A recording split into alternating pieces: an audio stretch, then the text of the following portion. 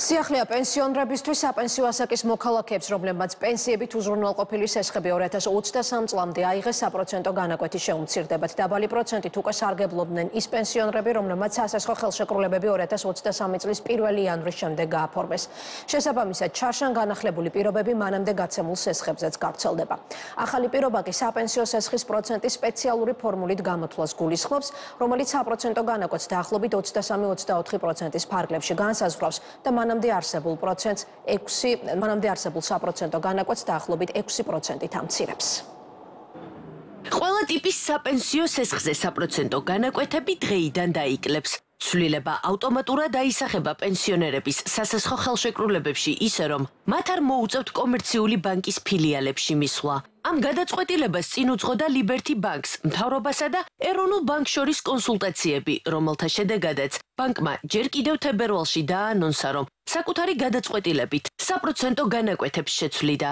შედეგად პენსიით უზრუნველყოფილ სესხებზე საპროცენტო განაკვეთი შეუმცირდება ყველა იმ პირს, ვინც სესხი ან ოვერდრაფტი 2023 წლის 1 იანვრამდე აიღო. ასეთი კი ქვეყანაში სულ 150,000 პენსიონერია. დღეიდან ჩვენ 150,000-ზე მეტ მომხმარებელს, ვისაც სოციალური სარგოს ქვეშ ჰქონდა 2023 წლის 1 იანვრამდე აღებული კრედიტი, გაუმჯობესდება და შეუმცირდება საპროცენტო განაკვეთები.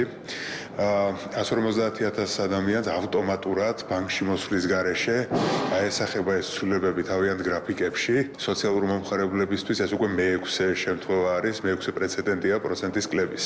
რაც შეეხება საპროცენტო განაკვეთს, ჯერ კიდევ 2023 წლის იანვარში სახელმწიფოსა და Liberty Bank შორის გაფორმებული ხელშეკრულებით დაწესდა სპეციალური ფორმულა, რომელზე დაყრდნობითაც საპენსიო სესხის განაკვეთი უნდა ითვლებოდეს შემდეგნაირად. 6-თვიან ტიბრის ინდექს პლუს 15%. ტიბრის ინდექსი არის თბილისის ბანკთა შორისი განაკვეთის ინდექსი, რომელიც, როგორც წესი, ეროვნული ბანკის რეფინანსირების განაკვეთის ტოლია, ან მასთან მიახლოებული. შესაბამისად, დღეის მდგომარეობით საპენსიო სესხების განაკვეთი 25%-მდეა, უფრო კონკრეტულად კი 24,9% შეადგენს. ეროვნულ ბანკში აცხადებენ, რომ იმ პირებს, ვისაც სესხი 2023 წლის 1 იანვრამდე ჰქონდათ აღებული, საპროცენტო განაკვეთები საშუალოდ 6%-ით შეუმცირდათ. ეს გადაწყვეტილება საპროცენტო განაკვეთის შემცირებასთან დაკავშირებით ერთ დღეში არ მიღებულა და ამაზე საკმაოდ მნიშვნელოვანი და აქტიური კომუნიკაცია მიმდინარეობდა მათ შორის ბანკთანაც.